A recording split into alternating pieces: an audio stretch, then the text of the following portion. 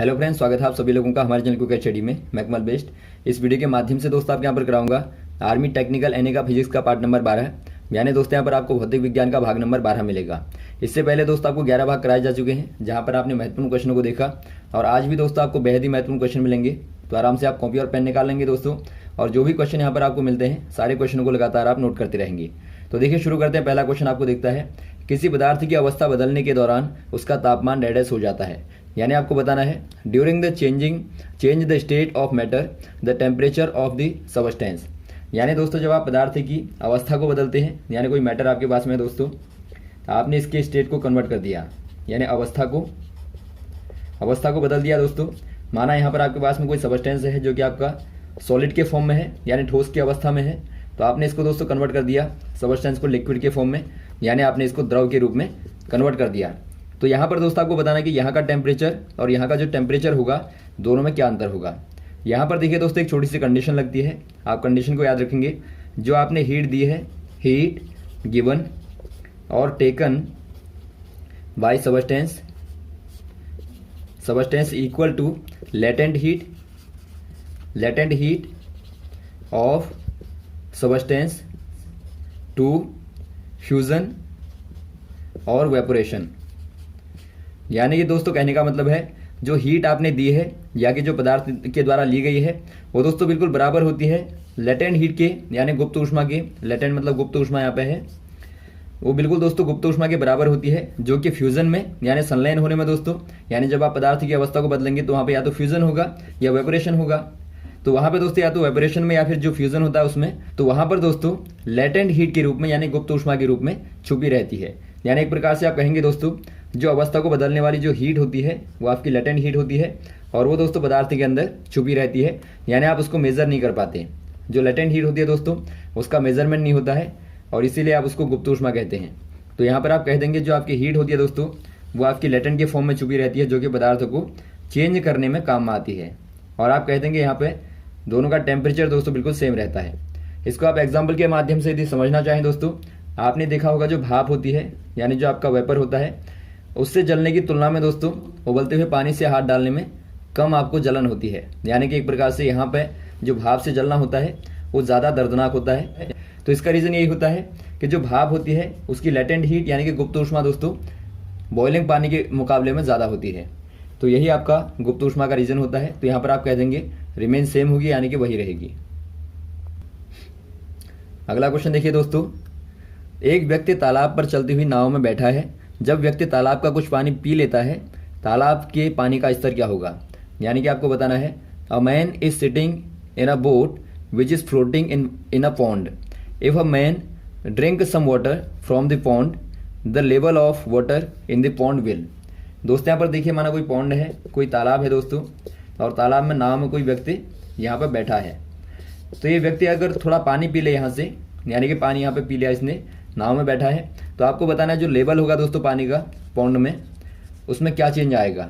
यहाँ पर देखिए दोस्तों आपका एक कंडीशन आपने पढ़ी होगी, जो फ्लोटिंग ऑब्जेक्ट होती हैं, जो फ्लोटिंग ऑब्जेक्ट्स होती हैं दोस्तों, उनके लिए प्रिंसिपल लगता है आर्किमिडीज का, कि जो ऑब्जेक्ट होती हैं पानी को डिस्प्लेस करती हैं, यानी कि water displace by object equal to weight of the object. यानी कि जो ऑब्जेक्ट होगा दोस्तों वो उतने ही पानी को डिस्प्लेस करता है जितना कि उसका भार होता है। यानी यहाँ पर देखिए व्यक्ति ने पानी पिया और व्यक्ति नाव के अंदर ही है, तो आप देखते हैं कि जो पानी होगा दोस्तों उतना ही डिस्प्लेस करेगा जितना कि इसका वेट होगा। यानी अब दोस्तों क्या करेगा ये, अब भी उतना ही पानी डिस्प्लेस करेगा जितना कि इसका वेट होगा। तो यहाँ पर आप कह देंगे जो लेवल होगा दोस्तों पानी का, उसमें किसी भी प्रकार का चेंज नहीं आएगा, यानी कि वहाँ पर कोई भी बदलाव नहीं आएगा। तो ऑप्शन नंबर कौन सा हो जाएगा, यहाँ पर आपका सी वाला हो जाएगा रिमेन स्टेशनरी, यानी कि वही रहेगा। अगला क्वेश्चन देखिए दोस्तों, वाहन की टायरों में वायु भरी जाती है क्योंकि। यानी आपको बताना है air is field in vehicles tyres because. दोस्तों यहाँ पर देखिए जो व्हीकल के टायर होते हैं, यानी एक प्रकार से आप कहेंगे जो वाहनों के जो टायर होते हैं दोस्तों उनमें वायु क्यों भरी जाती है, आपको बताना है। एयर में ऐसा कौन सा वाला गुण होता है, कौन सी वाली प्रॉपर्टी होती है जो कि दोस्तों एयर को ज़्यादा प्रेफर किया जाता है, ना कि दोस्तों सॉलिडों को या फिर लिक्विड को। तो ऐसा क्या रीज़न होता है आपको बताना है। पहला आपको दिया है it is a non conductor, दूसरा आपको दिया इट इज़ अ चीफ यानी सस्ता होता है, अगला आपको दिया है इट हैज़ लो डेंसिटी, यानी इसकी कम से कम घनत्व होता है।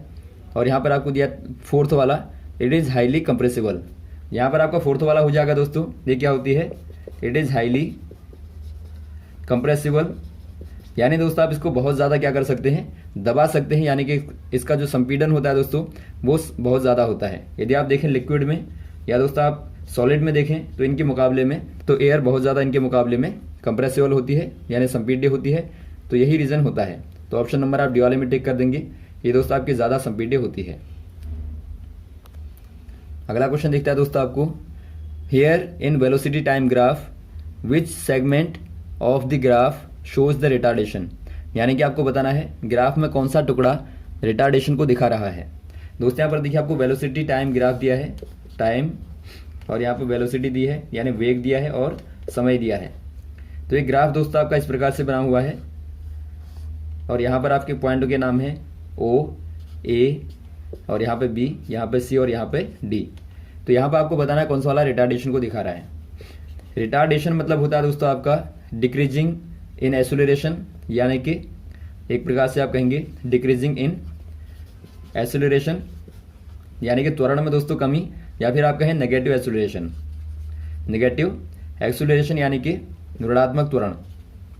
ऋणात्मक त्वरण, ऋणात्मक त्वरण कब होगा दोस्तों, ये आपका होता है जब टाइम के साथ में वेलोसिटी में चेंज होता है नीचे की ओर दोस्तों, यानी एक प्रकार से आप कहेंगे वेलोसिटी दोस्तों टाइम के साथ में नीचे की ओर गिरेगी लगातार, तो उसी को आप रिटार्डेशन कहते हैं। तो यहाँ पर आप देखते हैं दोस्तों बी से लेकर सी में आप देखते हैं यहाँ पर क्या होता है, वेलोसिटी में फॉल होता है, वेलोसिटी यहाँ पर फॉल करती है, यानी एक प्रकार से आप कह देंगे दोस्तों यहाँ पर नेगेटिव एक्सेलरेशन होगा, यानी कि ऋणात्मक त्वरण होगा। तो यही दोस्तों क्या दिखाता है, रिटार्डेशन को दिखाता है। तो आप कह देंगे बीसी सेगमेंट दोस्तों क्या दिखाता है, रिटार्डेशन को दिखाता है। तो ऑप्शन नंबर कौन सा हो जाएगा, यहाँ पे बी वाला हो जाएगा, बीसी सेगमेंट। अगला क्वेश्चन देखिए दोस्तों, जब एक अंडे को सामान्य पानी में रखा जाता है तो यह डूब जाता है, जबकि ब्रेन में तैरने लगता है, क्यों। यानी आपको पूछा गया है दोस्तों, an egg when placed in ordinary water sink but floats when placed in brine, this is because. दोस्तों यहाँ पर देखिए आपने देखा होगा, पहले यहाँ पर आप समझ लेंगे जो ब्रेन क्या है। ब्रेन का मतलब है दोस्तों जो वाटर होता है और जो सॉल्ट होता है, आप दोनों को मिला देंगे, जो आपका सॉल्यूशन बनेगा यानी जो विलयन बनेगा दोस्तों, वही कहलाता है ब्रेन। तो यहाँ पर देखिए पहले आपको शुरुआत वाली जो कंडीशन दी है, आपको एक बर्तन, आपने कोई यहाँ पर बर्तन लिया, यहाँ पर दोस्तों आपने माना वाटर लिया, और वाटर कैसा है दोस्तों, ऑर्डिनरी है, यानी कि सामान्य जल है। आपने सामान्य जल को लिया, तो यहाँ पर जब आप अंडे को रखते हैं दोस्तों, ये सिंक कर जाता है, यानी कि डूब जाता है। और यदि आप अदर कंडीशन लें जहाँ पर आपने वाटर के साथ में क्या मिला दिया दोस्तों, यहाँ पर आपने सॉल्ट को मिला दिया, और यहाँ पर यदि आप अंडे को रखें तो ये फ्लोट करता है, यानी कि एक प्रकार से तैरता है। तो इसका क्या रीज़न होता है आपको बताना है। यहाँ पर देखिए दोस्तों आपको समझना पड़ेगा इसके लिए डेंसिटी को। डेंसिटी यानी कि जो घनत्व होता है, घनत्व बराबर क्या होता है दोस्तों, यहाँ पर आप सिंक यहाँ लिख लेंगे, डेंसिटी बराबर होता है मास अपॉन वॉल्यूम, यानी कि द्रव्यमान बट्टे आयतन होता है। माना दोस्तों यहाँ पर आपका द्रव्यमान ज़्यादा होगा तो डेंसिटी क्या हो जाएगी दोस्तों, ज़्यादा हो जाएगी, और आयतन ज़्यादा होगा दोस्तों तो डेंसिटी स्वतः ही कम हो जाएगी। यानी एक प्रकार से आप कह सकते हैं जो डेंसिटी होती है वो डायरेक्टली होती है दोस्तों मास के, यानी द्रव्यमान की अनुक्रमानुपाती होती है। यानी आप घनत्व को दोस्तों बढ़ाना है तो आप मास को बढ़ा देंगे। तो यहाँ पर देखिए दोस्तों जो सिंक वाली कंडीशन होती है, सिंक वाली कंडीशन में क्या होता है, हमेशा जो सिंक वाली कंडीशन होती है यानी डूबने वाली, वहाँ पर जो ऑब्जेक्ट है दोस्तों उसकी डेंसिटी वाटर की डेंसिटी से ज़्यादा हो जाती है। यानी कि यहाँ पर आप कह देंगे एग की जो डेंसिटी होगी वो ग्रेटर होगी दोस्तों ऑर्डिनरी वाटर के मुकाबले, जो जब यहाँ पर अंडे का घनत्व पानी के घनत्व से ज़्यादा होगा। लेकिन जो फ्लोट की कंडीशन होती है वहाँ पर जो एग की डेंसिटी होगी, डेंसिटी ऑफ एग जो होगा दोस्तों वो आपका लेस हो जाएगा सॉल्ट के, वाटर से, या फिर आप कहें दोस्तों ब्रेन से। ऐसा क्यों होता है दोस्तों, आप जानते हैं जब आप पानी में यदि आप सॉल्ट को मिला दें तो यहाँ पर क्या होता है, वाटर में यदि आप सॉल्ट को मिला दें दोस्तों तो वहाँ पर जो वॉल्यूम होता है, वॉल्यूम तो आपका कांस्टेंट रहता है, यानी कि आपका वही रहेगा वॉल्यूम, आयतन जो होता है। लेकिन वहाँ पे जो मास होता है, मास दोस्तों इंक्रीज हो जाता है, यानी द्रव्यमान वहाँ पर बढ़ जाता है, लेकिन आयतन में कोई अंतर नहीं आता। यानी आप फॉर्मूले से देखें तो यहाँ पर दोस्तों आपका मास अपॉन वॉल्यूम होता है। तो यहाँ पर आप देखते हैं मास आपका बढ़ गया लेकिन वॉल्यूम वही रहा, तो यहाँ पर आपकी जो डेंसिटी होगी दोस्तों पहले के मुकाबले ज़्यादा हो जाएगी। तो डेंसिटी ज़्यादा होने से क्या हो जाएगा, यहाँ पर जो ऑब्जेक्ट होगी यानी कि जो यहाँ पे एग आपको दिया है ये पानी में यानी कि ब्रेन में दोस्तों तैरने लगता है यानी कि फ्लोट करने लगता है।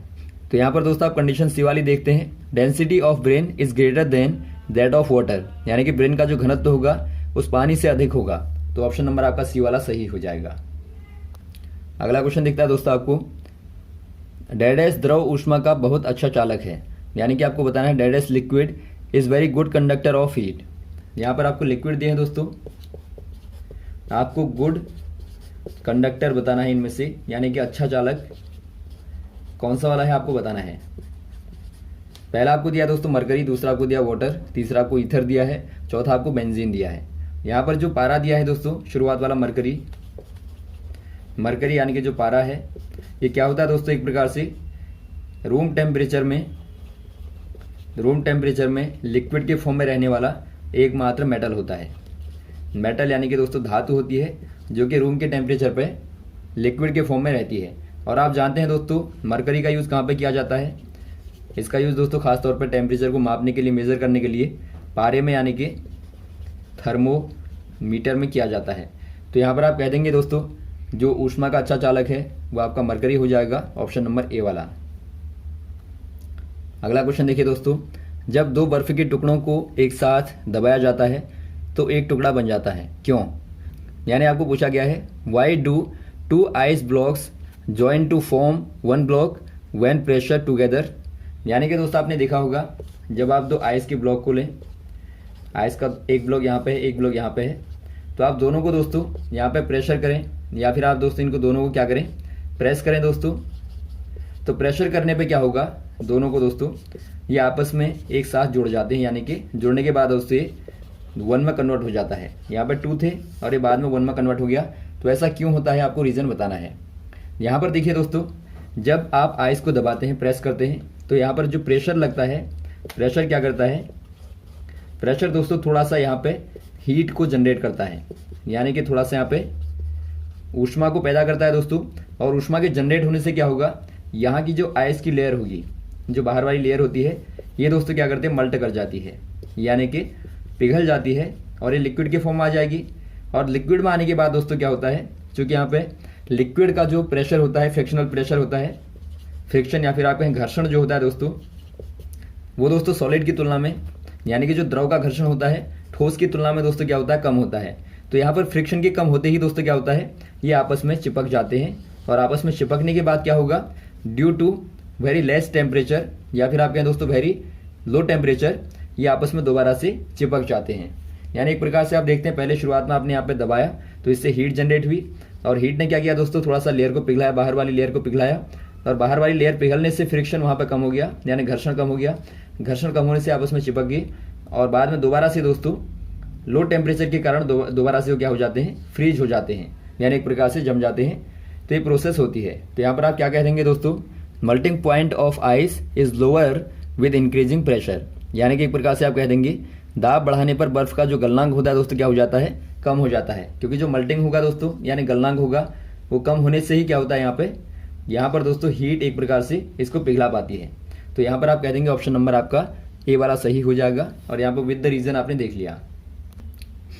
अगला क्वेश्चन देखिए दोस्तों, संपीड्यता का सही क्रम है, यानी कि आपको बताना है the correct order of compressibility. जो कंप्रेसिबिलिटी होती है यानी जो दोस्तों एक प्रकार से संपीड्यता होती है, उसका सही क्रम आपको बताना है कौन सा वाला होगा। आपको मालूम है दोस्तों जो एयर होती है आप उसको बहुत ज़्यादा कंप्रेस कर सकते हैं एज कम्पेयर टू लिक्विड और एज कम्पेयर टू सॉलिड। और यदि आप यहाँ पर आ जाए दोनों में, तो यहाँ पर आप देखते हैं लिक्विड को दोस्तों आप सॉलिड के कंपेयर में ज़्यादा कंप्रेस कर पाते हैं, यानी संपीड्य कर पाते हैं। तो यहाँ पर जो सही क्रम होगा, पहले आपका एयर आएगा या फिर आप कहें गैस आएगा, और बाद में दोस्तों लिक्विड आएगा, और बाद में आता है सॉलिड, यानी कि गैस और द्रव और ठोस आएगा। तो कौन सा क्रम दिखता है आपको, ऑप्शन नंबर बी वाले में देखिए, गैस, लिक्विड और सॉलिड। तो आप ऑप्शन नंबर बी वाले में टिक कर देंगे। अगला क्वेश्चन देखिए दोस्तों, प्रकाश का रंग पता लगाया जाता है, यानी कि आपको बताना है the colour of light is determined by. दोस्तों यदि आपको प्रकाश का कलर बताना है, यानी कि कलर ऑफ लाइट बतानी है, तो आप किसका यूज़ करते हैं, यानी किन का प्रयोग करते हैं आपको बताना है। पहला आपको दिया एम्पलीट्यूड का, यानी कि आयाम का, दूसरा आपको वेवलेंथ दिया है, तीसरा आपको इंटेंसिटी और चौथा वेलोसिटी। यहाँ पर देखिए दोस्तों, जो कलर का संबंध है, यानी कि जो यहाँ पर कलर का रंग का संबंध है, वो दोस्तों यहाँ पर संबंधित है वेवलेंथ से। वेवलेंथ यानी कि तरंग दैर्ध्य आप इसको कहते हैं। आप जानते हैं दोस्तों, कोई वेव माना इस प्रकार से कोई है, तो यहाँ पर जो आपका टॉप और टॉप के बीच में दो आप सक्सेसिव टॉप को लें या दो सक्सेसिव आप बॉटम को लें, तो यहाँ से लेके यहाँ तक की लेंथ, या फिर आप कहीं यहाँ से लेके यहाँ तक की जो लेंथ होती है, इसी को दोस्तों आप क्या कहते हैं, वेव लेंथ कहते हैं। वेव लेंथ कहते हैं, यानी कि तरंग की दोस्तों लंबाई कहते हैं, या फिर आप कहें तरंग दैर्ध्य कहते हैं। तो यहाँ पर देखिए दोस्तों, आपका जो रेंज होती है विजुअल की, वो आप जानते हैं 400 नैनोमीटर से लेके कहाँ तक होती है, लगभग दोस्तों आपकी 800 नैनोमीटर तक होती है। यानी यहाँ पर दोस्तों आपको क्या दिखता है, विजिबल लाइट दिखती है, या फिर आप कहें दृश्य प्रकाश आपको दिखता है, जो कि आप VIBG देखते हैं, VIBG YOR। तो ये दोस्तों क्या है, एक प्रकार से विजिबल लाइट है। तो इसका रेंज दोस्तों आपका ये वाला होता है। तो यहाँ पर आपने क्या देखा दोस्तों, नैनोमीटर में, या आपने वेवलेंथ को देखा, यानी तरंग दैर्ध्य को देखा। यानी आप कह सकते हैं दोस्तों, जो वेवलेंथ होती है उसका संबंध होता है फ्रीक्वेंसी से और एनर्जी के साथ में। यानी फ्रीक्वेंसी कहने का मतलब है आवृत्ति के साथ में और ऊर्जा के साथ में। और यहाँ पर आप देखते हैं दोस्तों, यदि आपकी लॉन्गर वेवलेंथ होती है तो यहाँ पर आपकी लोअर फ्रीक्वेंसी हो जाएगी और लोअर एनर्जी हो जाएगी। और वैसे दोस्तों यहाँ पर आप शॉर्टेस्ट वेवलेंथ कर दें, यानी आप तरंग दैर्ध्य को छोटा कर दें, तो वहाँ पर क्या हो जाता है, फ्रीक्वेंसी का मान इंक्रीज हो जाता है, बढ़ जाता है, और ऊर्जा का मान भी दोस्तों इंक्रीज हो जाएगा, यानी कि बढ़ जाएगा। तो आप इस प्रकार से इनके संबंधों को देख लेंगे। तो यहाँ पर जो रीजन हो जाएगा, ऑप्शन नंबर आपका बी वाला हो जाएगा, तरंग दैर्ध्य यानी कि वेवलेंथ। अगला क्वेश्चन देखिए दोस्तों, ध्वनि किस स्तर के ऊपर एक शोर मानी जाती है। यानी कि यहाँ पर आपको कहा गया है sound above what level is considered hazardous noise pollution. यानी कि दोस्तों एक प्रकार से आपको कहा गया है, जो साउंड का लेवल होता है दोस्तों, कौन से वाले लेवल के बाद में आपको एक प्रकार से साउंड आपके लिए हार्मफुल होती है। तो पहले आप यहाँ पे जान लेंगे दोस्तों, जो साउंड की जो हार्डनेस होती है, या फिर आप कहें साउंड की जो लाउडनेस होती है, लाउडनेस को दोस्तों मेजर करने का जो इंस्ट्रूमेंट होता है वो आपका डेसिबल में दोस्तों मापा जाता है। यानी इसको आप दोस्तों डेसिबल में मेजर करते हैं, मात्रक जो होता है डेसिबल होता है। अब यहाँ पर देखिए दोस्तों, आपका डेसिबल में कौन से वाले लेवल के बाद हार्मफुल होता है आपको बताना है। दोस्तों यहाँ पर देखिए, जो नॉर्मल कन्वर्सेशन लाउडनेस होती है, नॉर्मल कन्वर्सेशन यानी कि जो सामान्य वार्तालाप की दोस्तों जो साउंड लेवल होता है, साउंड का जो लाउडनेस का लेवल होता है वो होता है 60 डेसिबल। तो यहाँ पर आपने देखा दोस्तों, नॉर्मल कन्वर्सेशन की जो आपकी साउंड की लाउडनेस होती है वो 60 डेसिबल होती है। यदि आप इसके ऊपर जाते हैं तो वो दोस्तों एक प्रकार से हार्मफुल होती है। तो यहाँ पर दोस्तों यदि आप लॉस के मुताबिक देखें, यानी कि एक प्रकार से आप साइंटिफिकली देखें दोस्तों, तो यहाँ पर जो अबाउट 90 डेसिबल है ये दोस्तों हार्मफुल होती है। यानी एक प्रकार से आप कह सकते हैं नॉइस पोल्यूशन के यहाँ पर फॉर्म में आती है। तो यहाँ पर आप कह देंगे दोस्तों, जो ऑप्शन नंबर आपको डी वाला दिया है 80 डेसिबल, ये क्या हो जाएगी, एक प्रकार से नॉइस पोल्यूशन की दोस्तों साउंड हो जाएगी। तो ऑप्शन नंबर आप डी वाले में टिक कर देंगे 80 डेसिबल। अगला क्वेश्चन देखिए दोस्तों, प्रतिध्वनि को स्पष्ट सुनने के लिए दूरी कम से कम होनी चाहिए। यानी कि आपको बताना है to hear a clear echo the minimum distance should be. यानी एक प्रकार से आपको बताना है, माना आपको इको को सुनना है। इको मतलब दोस्तों प्रतिध्वनि को आप कहते हैं जो टकराने के बाद में ध्वनि वापस आपके कानों तक आती है। माना यहाँ पर आप खड़े हैं दोस्तों और यहाँ पर कोई पहाड़ी है, यहाँ से आप चिल्लाते हैं तो आपको दोबारा से आवाज़ सुनाई देती है। तो यदि आपको क्लियर सुनना है, यदि आपने जो भी कहा शब्द, यदि आपको क्लियर इको को सुनना है दोस्तों, तो उसके लिए आपको बताना कि आपकी मिनिमम यहाँ पर डेस्टिनेशन यानी कि दूरी क्या हो जाएगी। माना दोस्तों आप डी यहाँ पे मान लें दूरी को, तो यहाँ से लेके यहाँ तक जाने में डी लगता है और वापस दोस्तों इको को आने में डी यहाँ पे दूरी तय करनी पड़ती है। यानी टोटल क्या हो जाएगी दोस्तों, टोटल यदि डिस्टेंस को आप देखें बराबर 2D हो जाएगी, डी और डी। तो यहाँ पर देखिए एक फॉर्मूला आप यूज़ करेंगे। यहाँ पे दोस्तों आपने पढ़ा होगा, जो स्पीड होती है, स्पीड बराबर क्या होती है दोस्तों, डिस्टेंस अपॉन टाइम होता है। यानी कि चाल बराबर दूरी बट्टा समय होता है। तो आप इसी का इस्तेमाल यहाँ पर करेंगे। आप जानते हैं दोस्तों, यदि आपको साउंड को सुनना है यानी इको को सुनना है दोस्तों, तो उसके लिए आपको जो टाइम चाहिए होता है, time taken for hearing an echo, यानी किसी आप प्रतिध्वनि को सुनना चाहते हैं तो उसके लिए दोस्तों आपको कम से कम 1/10 सेकंड का टाइम चाहिए होता है। तो टाइम आपका 1/10 सेकंड हो जाएगा, 1/10 सेकंड हो जाएगा। और यहाँ पर आपने दूरी निकाल दी, 2D है।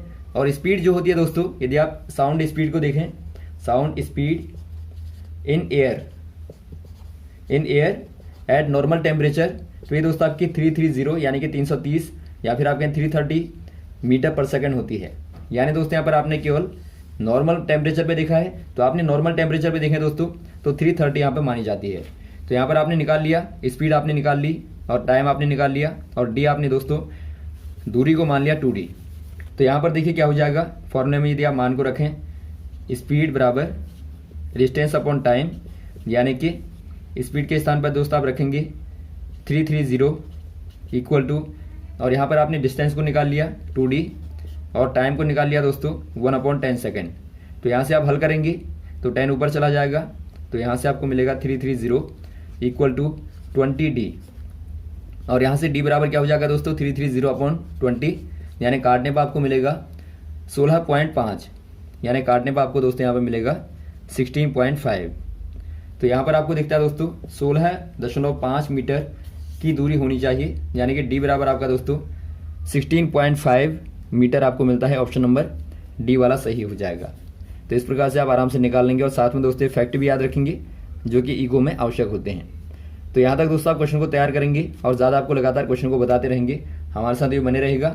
यदि आपको दोस्तों वीडियो पसंद आया हो तो आप ज़रूर लाइक करें, शेयर करें ताकि अधिक से अधिक लोगों तक पहुँचे। ओके, थैंक्स, जय हिंद, जय भारत।